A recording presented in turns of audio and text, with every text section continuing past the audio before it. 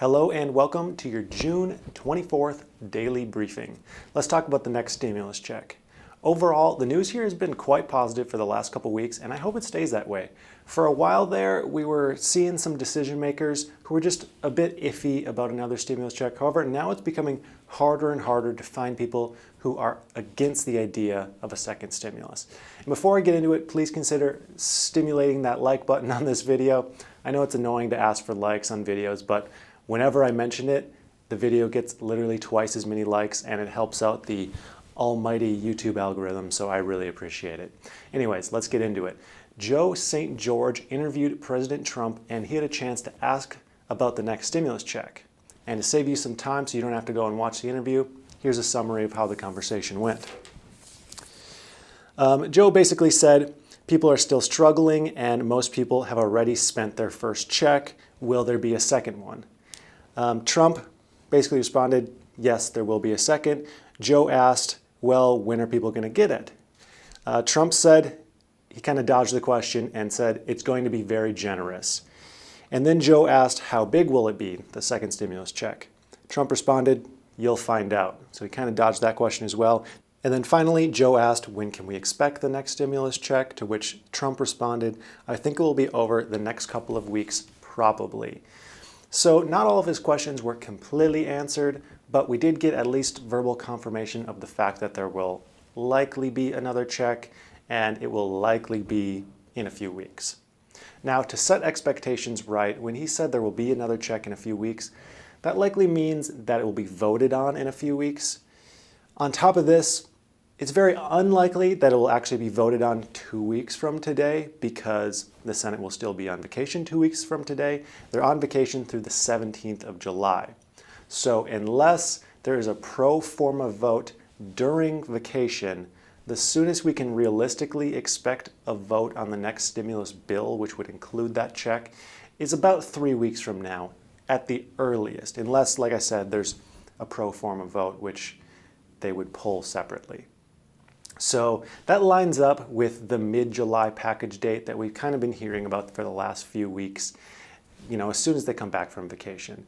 And then to follow up on this, Treasury Secretary Steven Mnuchin met with some Republican senators to discuss the next stimulus check yesterday. That was on the 23rd. After his meeting yesterday, Mnuchin said, and this is a quote from him, "We want to take our time and make sure we are thoughtful.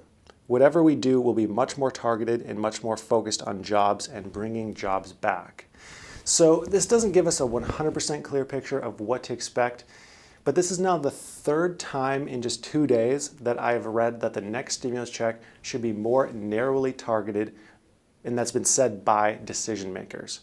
However, there hasn't been any reports of how they plan to do so, how they plan to make it more narrowly targeted. Mnuchin also said he believes that we may be out of a recession by the end of the year. And that was kind of in relation to the stimulus check and how he believes that we should focus more on jobs than just direct payments. And that's how it should be more directed. However, I love the optimism here, but this may be a little bit misleading.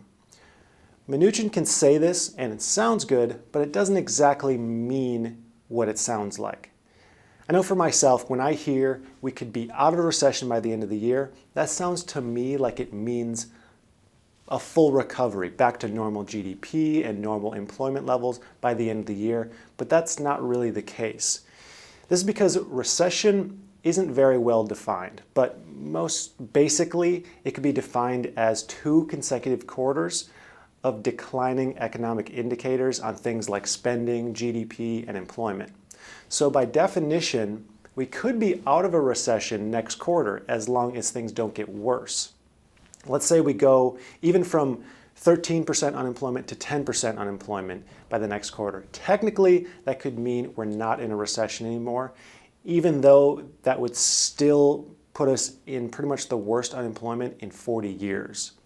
So what I'm trying to say is we shouldn't use the word recession to determine if the economy is healthy or not, or to determine if there should be another stimulus package or not. Because what we need to do is compare where we're at now with the pre-pandemic numbers on the things like GDP, employment, things like that.